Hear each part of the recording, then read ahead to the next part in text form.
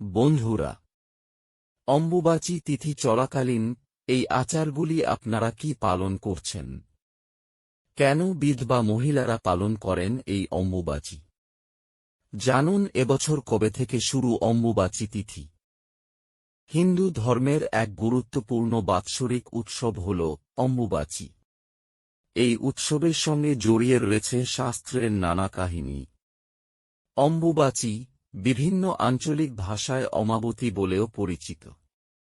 ভারতের একাধিক স্থানে অম্বুবাচী উৎসব রজোৎসব নামেও পালিত হয়। হিন্দু শাস্ত্রে ও বেদে পৃথিবীকে মা বলা হয়ে থাকে। এমনকি পৌরাণিক যুগেও পৃথিবীকে ধরিত্রী মাতা বলে সম্বোধন করা হয়েছে।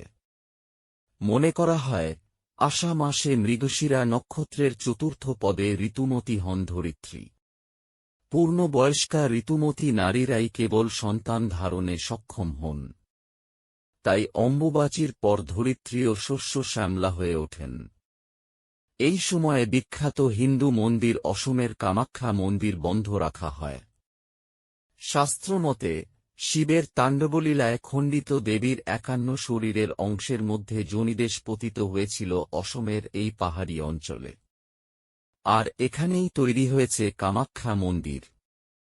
তাই দেবীর এই বিশেষকালে মন্দির বন্ধ রেখে তাঁর অদর্শনে পুজো দেওয়াই রীতি। প্রতি বছর অম্বুবাচীর এই ৩ দিন কামাখ্যা মন্দিরে বিশেষ উৎসব এবং মহামেলার আয়োজন হয়। দেশ বিদেশ থেকে ভক্তেরা এসে ভিড় জমান এই মন্দিরে। এবার জানুন অম্বুবাচীর আচারসমূহ। অম্বুবাচীর এই ৩ দিন কোনো মাঙ্গলিক এবং শুভ কাজ করা শাস্ত্রমতে সমর্থিত নয়। যেমন বিবাহ, উপনয়ন, অন্নপ্রাশন, গৃহপ্রবেশ করা যায় না। এছাড়াও সংসারের কল্যাণের কথা মাথায় রেখে দৈনন্দিন কিছু কাজও বাদ থাকে এই ৩ দিন।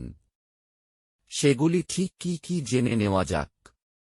১ নম্বর, আদি শক্তির বিভিন্ন রূপ যেমন কালী, দুর্গা, জগদ্ধাত্রী, বিপত্তারিণী, শীতলা, চণ্ডীর মূর্তি বা পট এই সময় লাল কাপড় দিয়ে ঢেকে রাখা হয়। এছাড়া গৃহপুজোও বন্ধ থাকে। সিংহাসন, দেবীর ছবি সবই ঢেকে রাখা হয়।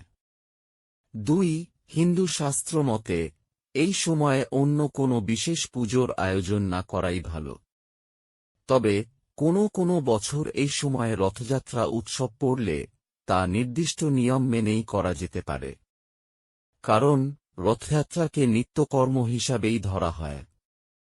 ৩ যেহেতু এই সময়ে ধরিত্রীকে আঘাত করতে নেই, এই সময়ে চাষের কাজও করা উচিত নয়। ৪ যারা শাস্ত্রমন্ত্রে দীক্ষিত তারা এই সময় সেই মন্ত্র জপ করতে পারেন। অম্বুবাচীতে গুরুবন্দনাও করা যেতে পারে। শাস্ত্র বলে ধরিত্রী তথা নারীর এই বিশেষ সময়টি অতি পবিত্র। অম্বুবাচীর পর কামাখ্যা মন্দিরের দুয়ার খুললে পবিত্র লাল শালুর অংশ সংগ্রহ করতে হুড়োহুড়ি পড়ে যায় ভক্তদের মধ্যে। তবে অম্বুবাচী তিথি যতই পবিত্র হোক, হিন্দু শাস্ত্র বলছে এই সময়ে পবিত্র কাজ করা যায় না। ৫ এই ৩ দিন সন্ন্যাসী এবং বিধবারা বিশেষভাবে পালন করেন। এই ৩ দিন ব্রহ্মচারী, সাধু, সন্ন্যাসী, যোগী পুরুষ এবং বিধবা মহিলারা অশুচি পৃথিবীর উপর আগুনের রান্না করে কিছু খান না। বিভিন্ন ফলমূল খেয়ে এই ৩ দিন কাটাতে হয়। এখনও বিভিন্ন পরিবারের বয়স্ক বিধবা মহিলারা ৩ দিন ধরে অম্বুবাচী উপলক্ষে ব্রত পালন করেন। ৩ দিন পরে জামাকাপড়, বিছানা সাবান দিয়ে ধুয়ে নিজেরা সাবান, শ্যাম্পুতে স্নান করে সবকিছুতে হাত দেন। ৬ অম্বুবাচী চলাকালীন পুজো করার সময় মন্ত্রপাঠ করা উচিত না। শুধুমাত্র ধূপ ও প্রদীপ জ্বালিয়ে প্রণাম করতে হয়। ৭ অম্বুবাচীর পর দেবীর মূর্তি বা ছবিতে দেওয়া আচ্ছাদন খুলে নিতে ভুলবেন না।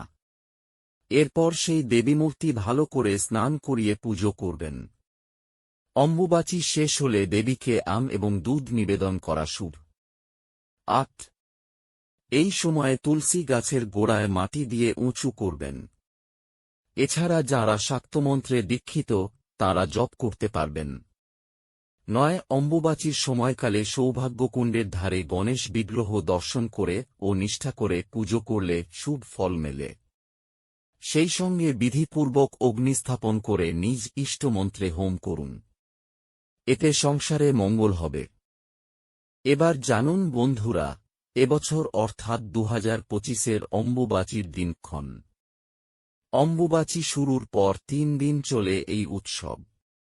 চলতি বছরে অম্বুবাচী প্রবৃত্তি অর্থাৎ শুরু হবে 22 জুন অর্থাৎ 7ই আষাঢ় রাত 11:03:57 এবং নিবৃত্তি অর্থাৎ সমাপ্তি হবে 25 জুন অর্থাৎ 10 আষাঢ় বিকেল 4:24:13 গতে।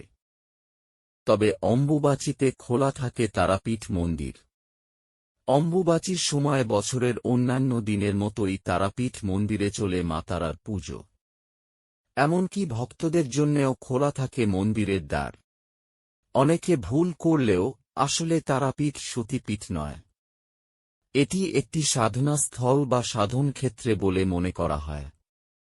এজন্যে পুরাকাল থেকে তারাপীঠ মন্দির অম্বুবাচীর সময়ও খোলা থাকে এবং নিত্য পুজো, ভোগ, আরতি সমস্ত কিছুই হয়।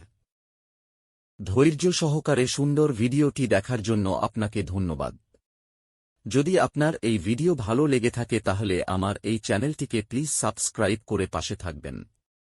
যদি কিছু মন্তব্য করেন তাহলে লাইক ও কমেন্ট করতে ভুলবেন না। আর পারলে শেয়ার করে সবাইকে জানতে সাহায্য করবেন।